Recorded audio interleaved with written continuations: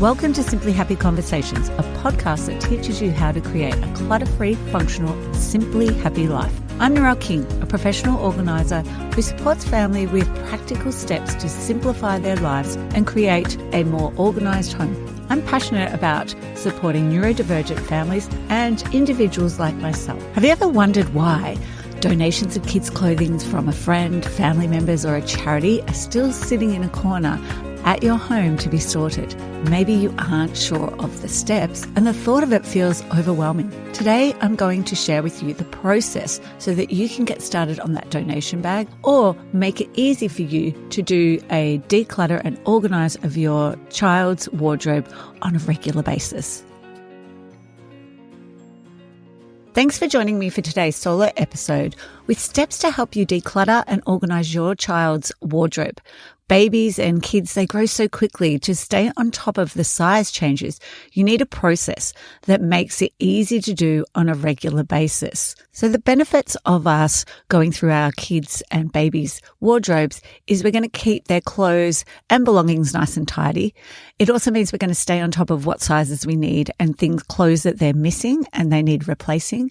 It's also going to help teach them some organising skills once they're into sort of childhood and they're not a baby anymore.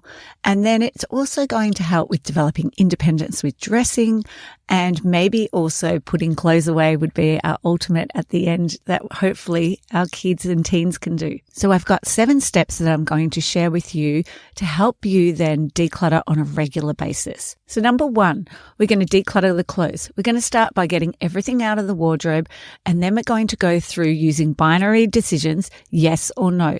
Things that still fit and they like wearing, and no, the things they do not fit in and that they no longer want to wear. This process is great if you've got young children that can be involved, and you can then explain to them the importance of donating and passing on clothes they no longer need. You may even have a younger child or planning to have more children and you want to keep some of those items.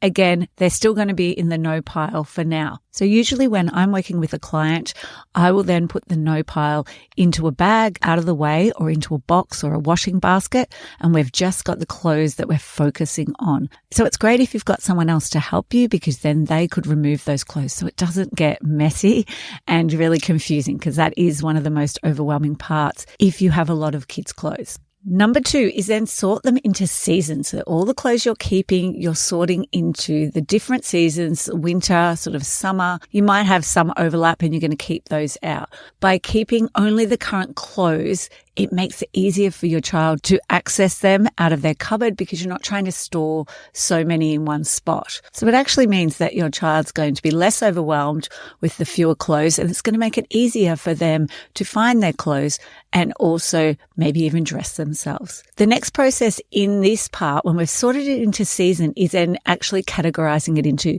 pants, shorts, dresses, jumpers, t-shirts, into the different items so that you can see how many you have. You might have 20 pairs of leggings and only 5 t-shirts, and this is a great time when you could write down the items that you're going to need to get when you go to the shops next or online. But it's also a great opportunity to look at the items that you have, and you may have too many and it's going to be too overwhelming for your child, and maybe they could go into our donation bag. Now, if you have donations from family, friends, or even a charity, and they've been sitting in that bag, you then get that bag, and we're going to go through that and do a yes, no. The things you would like to keep, the things you don't want to keep. Move the ones you don't want to keep to the side in another bag. And then the ones you want to keep, you need to then sort into the categories you have. Your seasons, and then the items of clothing like t-shirts, pants, dresses. Because one part to the donations is you're going to have to check the size of them, because they may be various sizes in one bag. That is why I keep it as a separate part. I go through their clothes first and then I would do the donations. Our number 3 is looking at our no pile.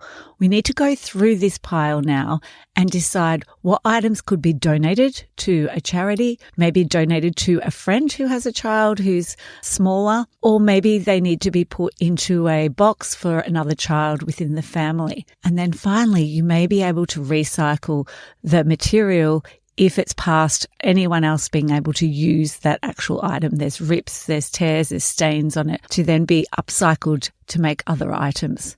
So number 4 is using kid-friendly storage solutions. So looking at how easy it is for your kids to use, such as low-hanging rods or shelves.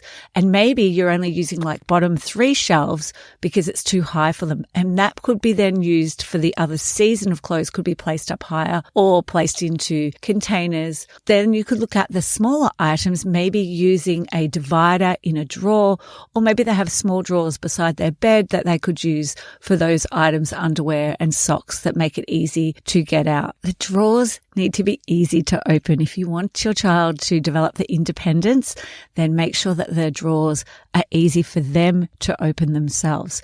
Another thing to consider when you're using your storage solutions is your wardrobe and what else you are storing in your wardrobe if you're wanting your children to actually dress themselves. So I've worked with so many children and their wardrobe has been organized. It's got lovely labels. And when I've asked them, what's the problem? How come it's really difficult for you still to get dressed in the morning and choose your clothes? It's the overwhelm of all the other things in the wardrobe. I've had a child who was telling me, yeah, but there's all the other things there and I really didn't know what to choose because there was just too much in my face. So things like storage of Christmas, camping, paperwork, if you've got those in, and I know you might have limited storage, but if that is a real goal for you, removing those things from your child's wardrobe is definitely going to help them with then looking at their items. If they're really struggling to choose their clothes and also dress themselves, just have that in the back of your mind. Maybe their wardrobe, even though they're not their things, is just too overwhelming. Number 5 is label everything. 2 reasons. It's going to help your child to develop independence. It might help you or your partner or even family members who might come over or a support worker put the items away in the correct place. Maybe for yourself, you've had a huge week and this is just going to make it easier to remember where the items go instead of opening every drawer. With really young children, I like to use photos. If they're there, I encourage them to take a photo of their clothes. So a t-shirt, one of the leggings, maybe one dress, and I then print them out. We put them on the storage solution with a Velcro dot so we can move the pictures around if things need to be moved from different drawers. I also will use writing as well and use a label.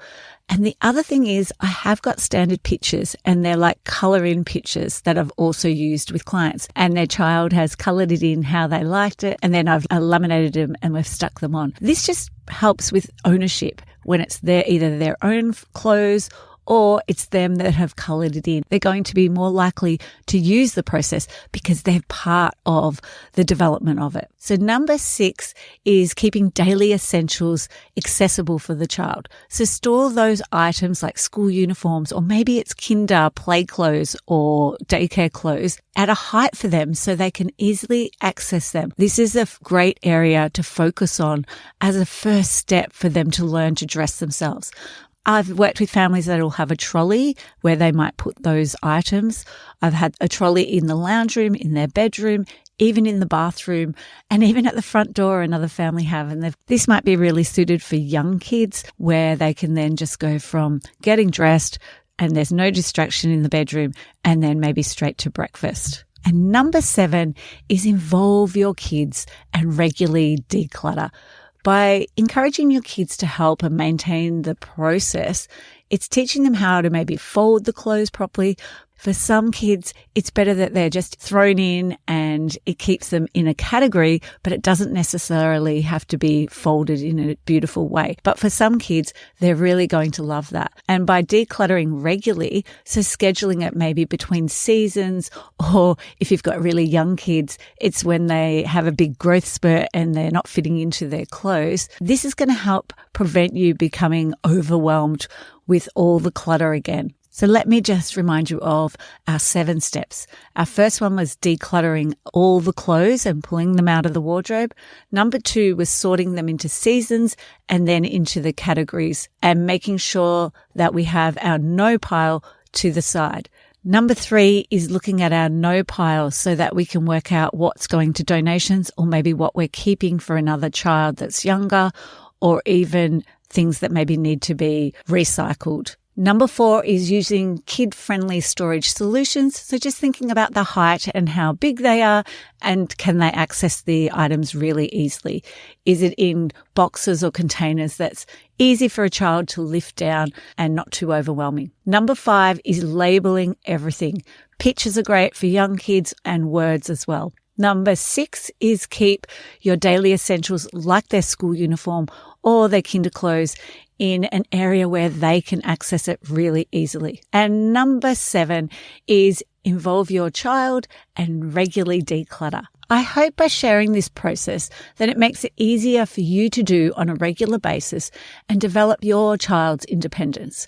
I'd love for you to join the Simply Happy Organisation Facebook group to share your organisation wins and ideas and learn some hacks to help you to create a more functional and organised home. Thanks for listening to Simply Happy Conversations. Thank you so much for joining me for today's Simply Happy Conversation. If you find yourself wasting precious time searching for misplaced items and wishing for a more organised life, then you need my 5-minute declutter ebook, the ultimate guide to quick and easy organising solutions for a clutter-free and happy home. Forget about spending months KonMariing your house. These fun solutions are designed to give you immediate results in under 5 minutes. Head over to Simply Happy in the resource section and download your free copy and start seeing results in minutes.